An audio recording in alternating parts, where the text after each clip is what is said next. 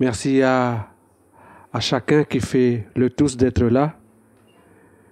Merci parce qu'il y a des cœurs joyeux qui permettent de se dire bonjour, bonsoir ce soir et qui permettent de se serrer un lien.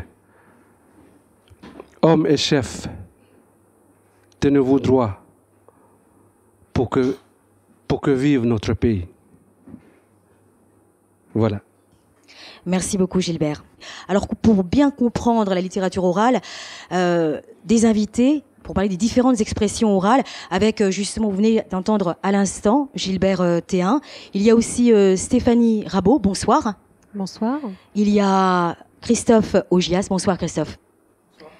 Et Emmanuel Tchubaou. Bonsoir.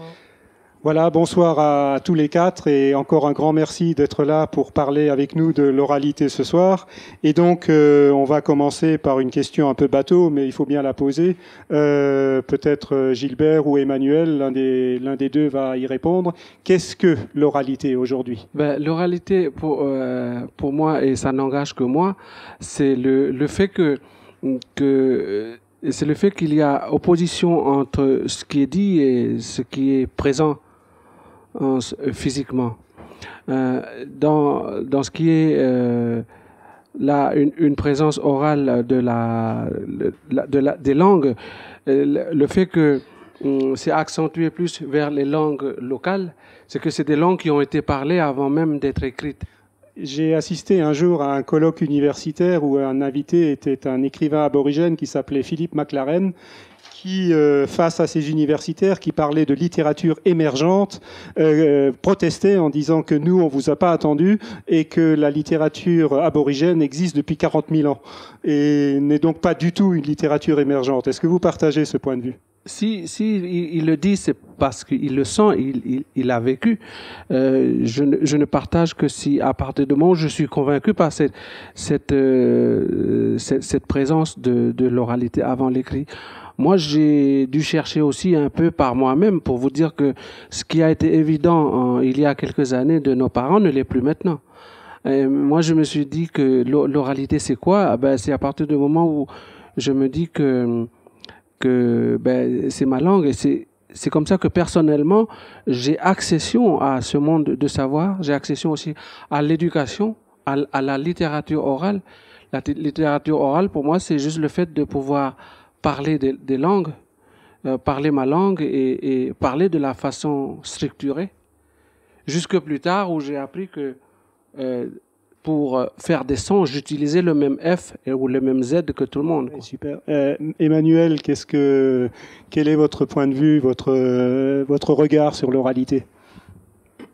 Bonsoir. Bonsoir à tous. Pour moi, l'idée de l'oralité, c'est le premier souffle qui donne vie à l'existence humaine. C'est ce qui permet à l'enfant de vivre, c'est le souffle.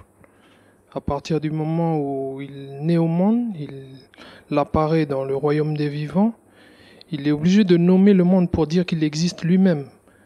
Et donc le processus dans lequel on pose aujourd'hui l'oralité, c'est celui de pérenniser un petit peu cette existence aujourd'hui en prenant le pari que l'oralité qui a bercé nos grands-pères, nos pères depuis 2000 ans, elle peut perdurer aujourd'hui.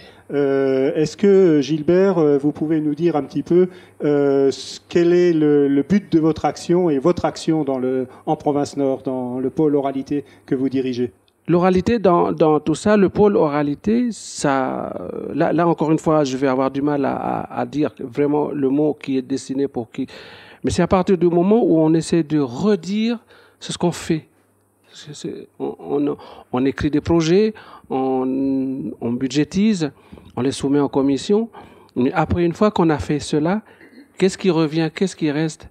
Et ce qui reste, c'est de trouver le lien entre ce qu'on fait. Quand on s'est rendu compte que, en fait, tout se tient en un sens, le monde est un, on est tous un. C'est pas compartimenté et là, on fait la preuve que, par exemple, les autres directions, notamment l'environnement et même le développement économique, se rendent compte de ça, même l'enseignement pour dire que, ah oui, il manquait quelque chose.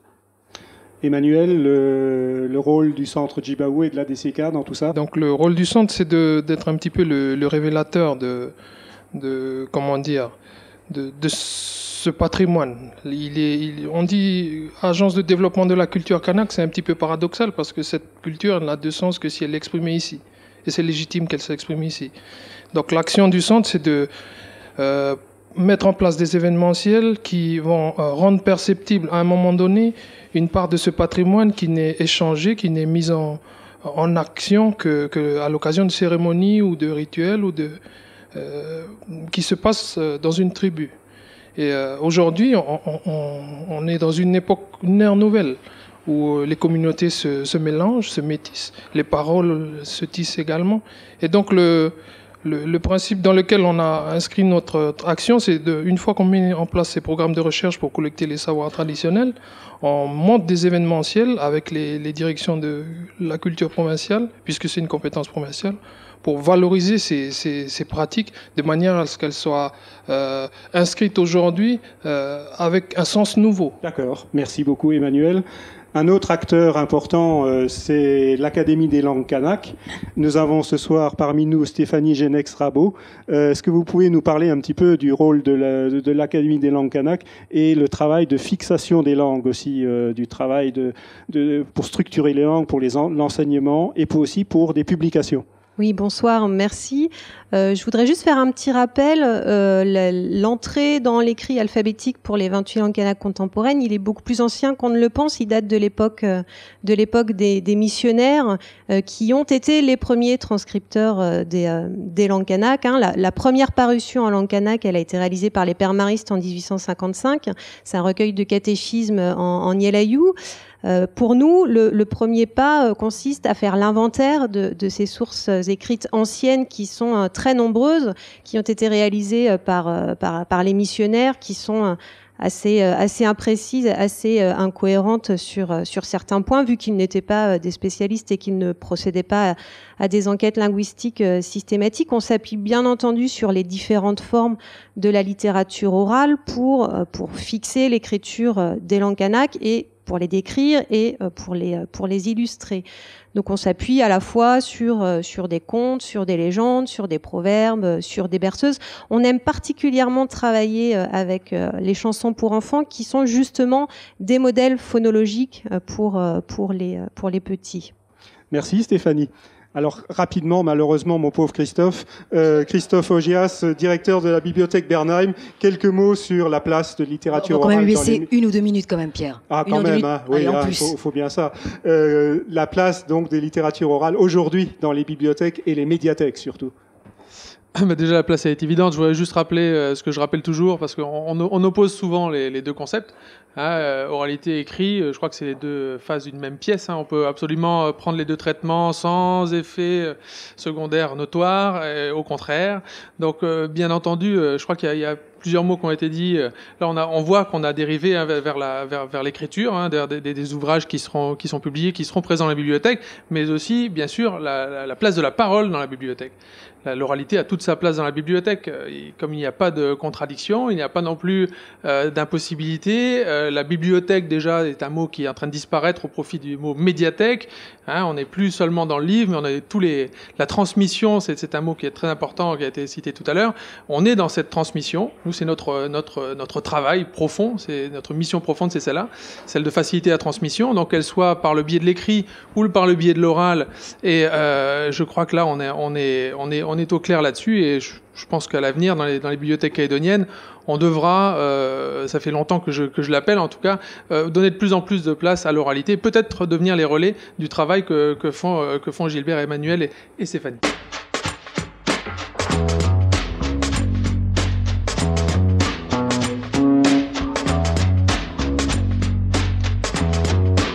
Pierre, dites-moi, si je vous dis, par exemple, patrie de l'homme intègre, vous me répondez? Alors là, c'est le Burkina Faso. C'est un pays africain magnifique. Bravo. Justement, à côté, nous avons Mariam Koné, vous venez de Burkina Faso. Bonsoir, Mariam. Bonsoir, Claudine. Comment on dit bonsoir chez vous? Inissou. Inissou. Quand c'est bonsoir, la nuit. D'accord. Mais quand c'est bonsoir dans l'après-midi, on dit Inioula. Inioula. Voilà. Merci. Alors, Mariam, quelles sont vos premières impressions sur la Nouvelle-Calédonie? Vous êtes là, quoi, une petite semaine? Alors là, je suis tellement heureuse. Vous restez chez nous alors? Ah oui, je vais rester ici. Je suis là pour encore 10 jours, donc c'est bien là. Et ici, je ne me sens même pas dépaysée alors. Tellement que les gens sont chaleureux, tellement que les gens, ils sont relax. Hein? Il y a tout ce que je pensais, j'espérais avoir quelque part dans le monde ici. Donc pas de déception du tout. On parle de l'oralité depuis tout à l'heure. Le conte de tout temps tient une place importante dans la culture africaine. Je pense notamment aux griots. Oui, les griots chez nous, ils ont porté pendant longtemps l'histoire de l'Afrique. Et c'est grâce à eux qu'on en sait encore aujourd'hui, juste avant que les Blancs écrivent quelques mots sur notre histoire. Mariam, comment se fait la traduction donc, au niveau de l'oralité, la transmission? La transmission dans l'oralité, ça se fait pas seulement par les griots, mais aussi par les mamans, par les papas, par tout le monde. C'est la société tout entière qui transmet aux plus jeunes, dans la case, dans la rue et partout, par la parole, par les gestes et par les instruments, par les chants et tout. Vous organisez chez vous à Tougam, c'est ça? Oui. Tougam, un festival de l'oralité. Oui. Est-ce que vous pouvez nous en parler rapidement? Voilà, d'abord j'ai grandi dans une société où on raconte chaque soir aux enfants, on dit des contes, j'ai grandi dans les contes. Je suis venue au théâtre parce que je voulais me former pour devenir comédienne de cinéma. Et puis avec le temps, les contes ont pris les dessus parce que c'est les premiers amours. Et j'ai constaté qu'avec les contes, je peux faire passer plus facilement mon message. Et les contes étant plus chaleureux, ça humanise plus rapidement. Et avec les contes, la sensibilisation passe plus vite.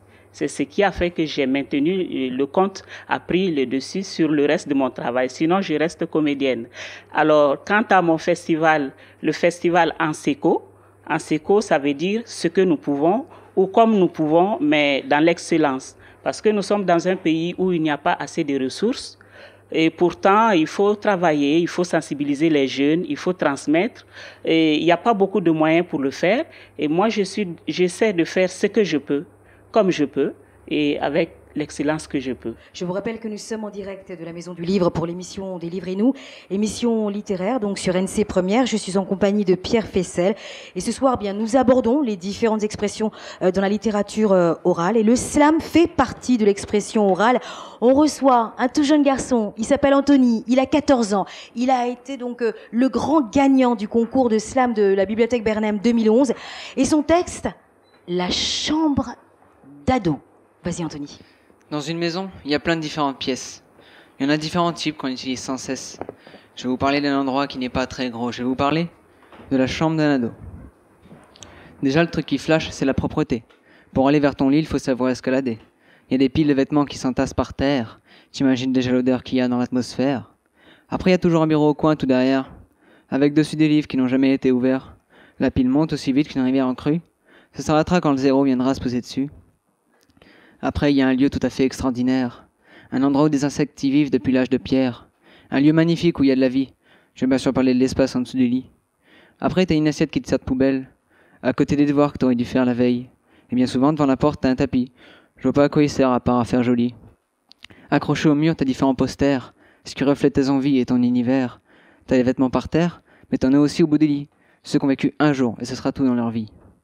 Maintenant, j'attaque un truc qui est difficile à expliquer. Si j'arrive pas, j'aurai au moins essayé. Comment dire, ce que je vais décrire, c'est différent. L'armoire d'un ado, c'est pas comme celle de ses parents. Dedans, il y a des vêtements qui n'ont jamais vu l'air. Souvent un cadeau de son arrière-grand-mère. Et puis, il y a des trucs qui devraient faire que ça sente bon. Ça marche pas, mais ça fait une touche de décoration. Et puis en bas, il y a des vêtements entassés. À mon avis, ceux qui n'ont jamais vu la machine à laver. Et en haut, il y a un tas de bordel, des coupes, des vêtements, et même de la vaisselle. Non, c'est vrai, les gars, faudrait passer le balai. Au moins une fois par an, comme ça on n'est plus inquiet. Maintenant, je vais te parler de la petite étagère. Tu sais, là où l'ado pose ses affaires. À côté de la chaîne fille qui hurle pendant 4 heures. Pour chaque cadeau de Noël, on lui achète des écouteurs. Et à côté, t'as une lampe de chevet. Elle s'allume jamais, mais c'est un style pour draguer. Et encore à côté, t'as de la place. Je sais pas vraiment à quoi il sert cet espace. Peut-être pour le premier diplôme qu'il va gagner, ou bien juste pour une photo de ses bien-aimés. Bon, faut dire un peu que j'ai exagéré. J'ai rassemblé les meilleures choses que j'ai pu trouver. Avouez quand même aussi que vous avez bien aimé. Je me suis moqué de moi-même. La prochaine fois, vous y passez.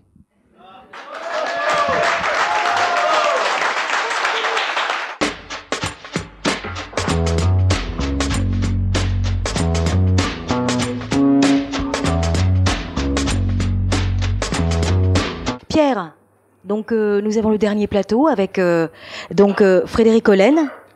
Avec effectivement Frédéric. Alors Frédéric, je vais te présenter rapidement. Tu es écrivain d'abord, tu es poète, tu as écrit beaucoup de recueils de poésie, mais tu es aussi éditeur et tu as permis à beaucoup d'auteurs d'être publiés dans ta collection et dans ton édition L'Herbier de Feu.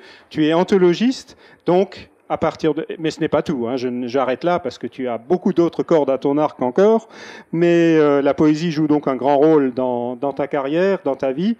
Je sais que tu es très attaché aussi, puisque nous sommes dans l'oralité ce soir, à dire la poésie à voix haute. Oui, Pierre, écrire c'est vivre, vivre c'est écrire. Et pour moi, la poésie, bien sûr, c'est l'art du souffle.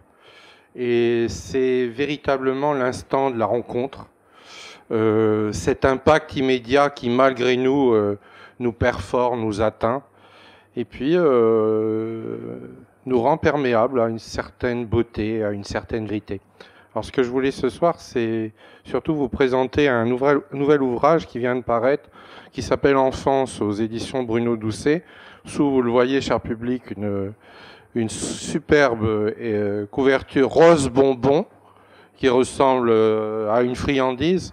Mais ça ne veut pas dire pour autant que l'enfance, c'est une espèce de période fantasmée, paradisiaque. C'est aussi parfois un moment de vie où surtout, on ne voudrait pas revenir.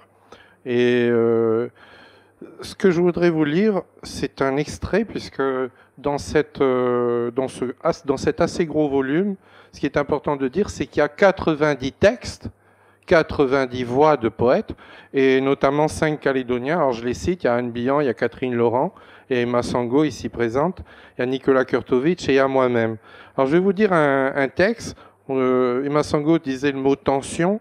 Là, c'est le mot tension entre, d'une part, un âge tendre qui s'accommode mal de l'école. Excusez-moi, en tant que professeur, j'en vois tous les jours.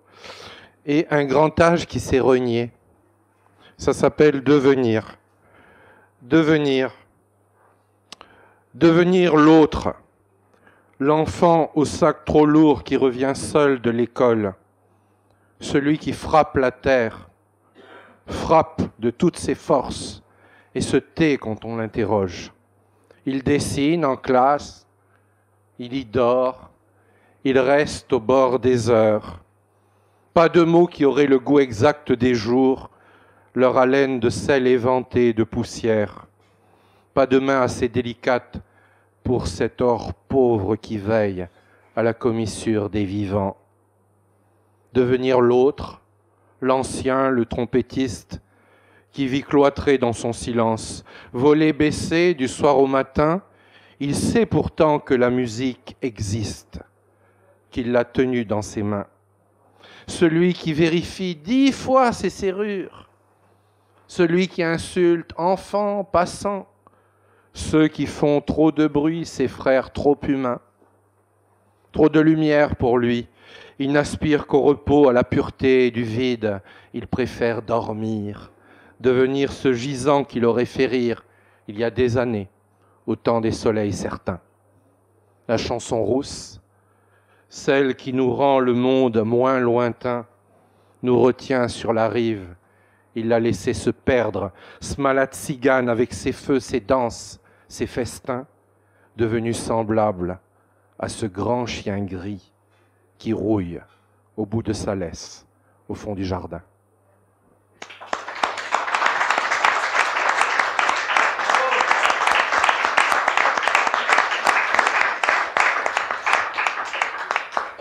Merci Frédéric.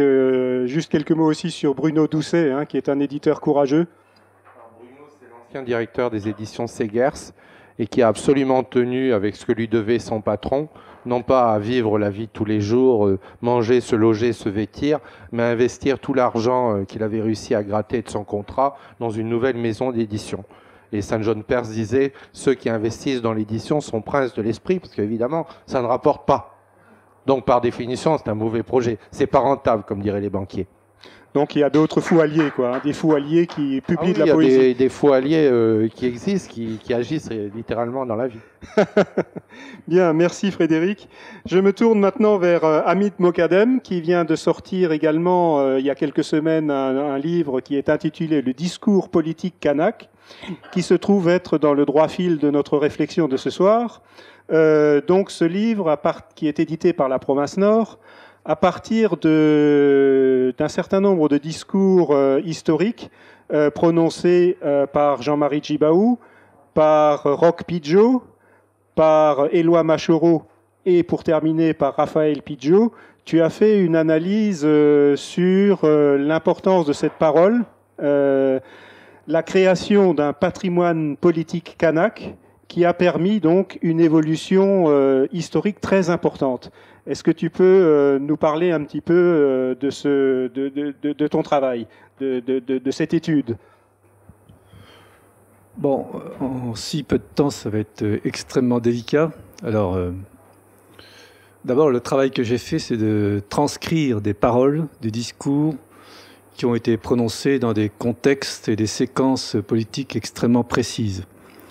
Et à écouter cette émission radiophonique, et à écouter ce que vient de dire Frédéric Collen sur l'édition, je regrette de ne pas avoir eu suffisamment de temps et d'avoir été fortuné pour ne pas mettre un CD enregistrant les discours prononcés par Jean-Marie Djibaou, le vieux Roch Pidgeot, parce que je dis le vieux parce qu'il avait 70 ans qu'il a prononcé ce discours, Éloi Machoro, et Raphaël Pidgeot, pour une raison très simple, parce que le timbre et l'accent des langues kanak transparaît dans la langue française, dans l'oralité. Et je ne peux pas faire ça, moi. Je ne peux pas parler à leur place. Et c'est un peu dommage. Ce serait bien qu'il y ait un CD, qu'on puisse entendre leur discours et l'intensité et l'oralité. Alors le travail que j'ai fait, c'est de transcrire des discours, pas n'importe lesquels, des discours qui apparaissent dans des séquences politiques qui déterminent complètement l'histoire politique contemporaine de la Nouvelle-Calédonie.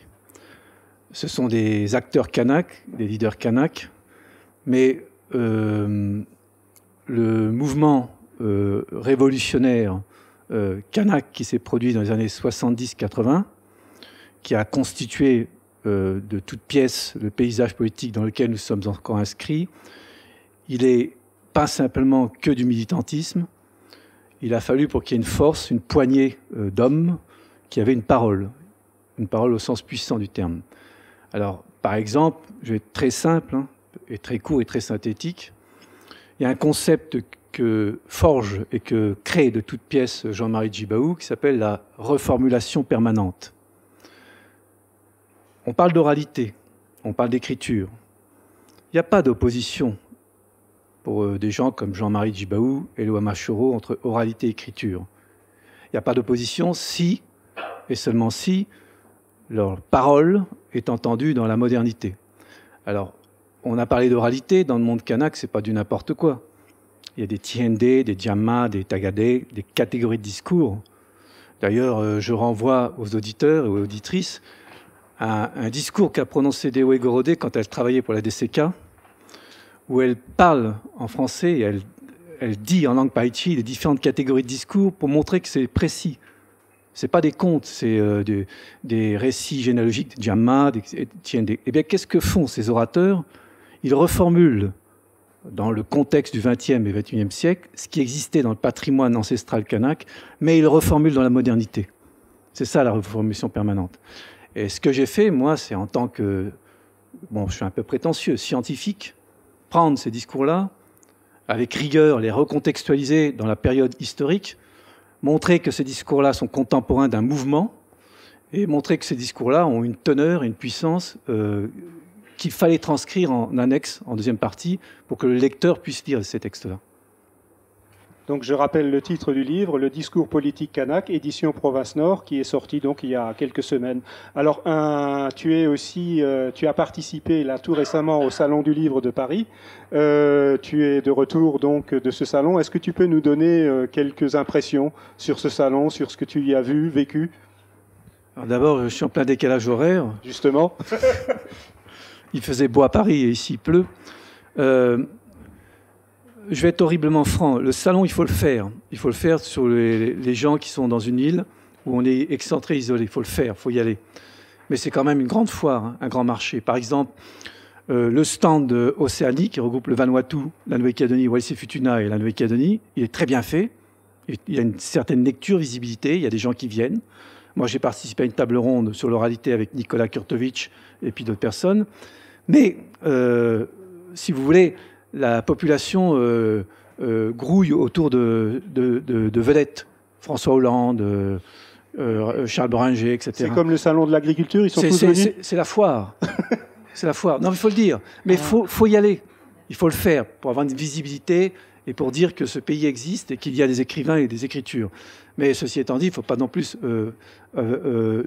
idéaliser ce qu'est le Salon du Livre de Paris. C'est une foire au sens commercial. Merci.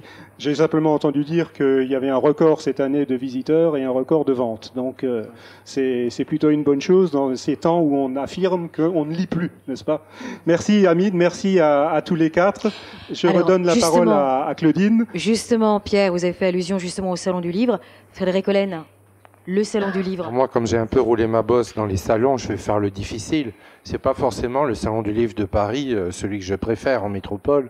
Et je profite de l'occasion pour rappeler que bientôt, fin mai, dans les tout derniers jours de mai, il y aura le Salon Étonnant Voyageur qui, dans le cadre de son édition 2012, sur la thématique mer du Sud, va inviter officiellement la Nouvelle-Calédonie. Et donc, il y aura une petite délégation. Donc, si j'ai à voter, je vote pour le Salon de Saint-Malo, la vieille ville, la cité pirate, la cité corsaire, plutôt que cette grande halle très sonore dont on revient absolument saoul.